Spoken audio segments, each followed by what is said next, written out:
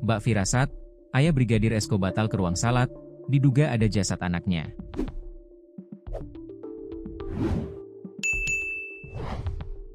Kasus kematian Brigadir Esko Fascarelli, anggota Polsek Sekotong, Lombok Barat, masih menjadi tanda tanya besar bagi banyak pihak, termasuk keluarga.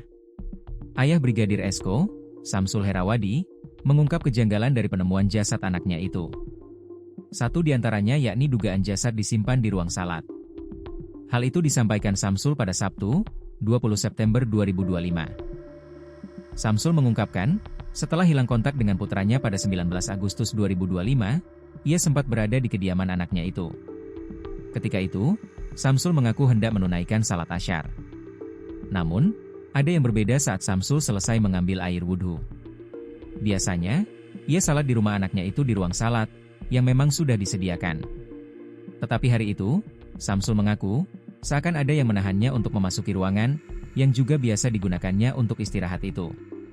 Samsul pun curiga, jika jasad putranya, Brigadir Esko, sempat disembunyikan di ruang tersebut.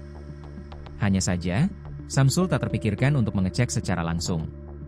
Tepat pada 24 Agustus 2025, jasad Brigadir Esko ditemukan, beberapa meter dari rumahnya di Dusun Nyur Lembang, Desa Jembatan Gantung, Kecamatan Lembar, Lombok Barat, Nusa Tenggara Barat, NTB.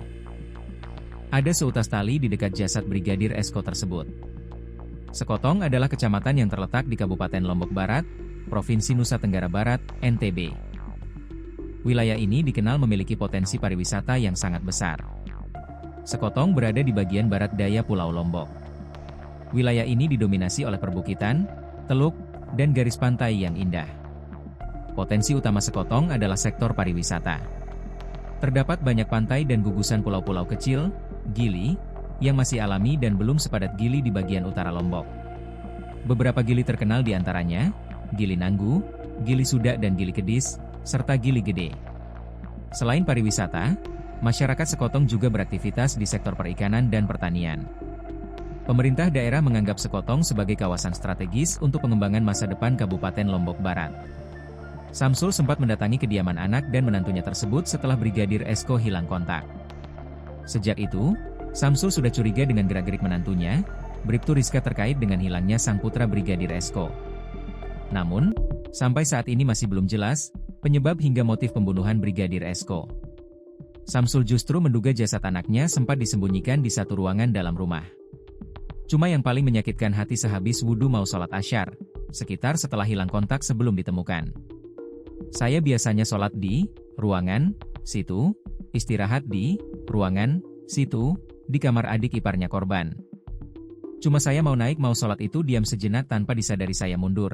Akhirnya sholat di dalam, makanya itu yang bikin bingung.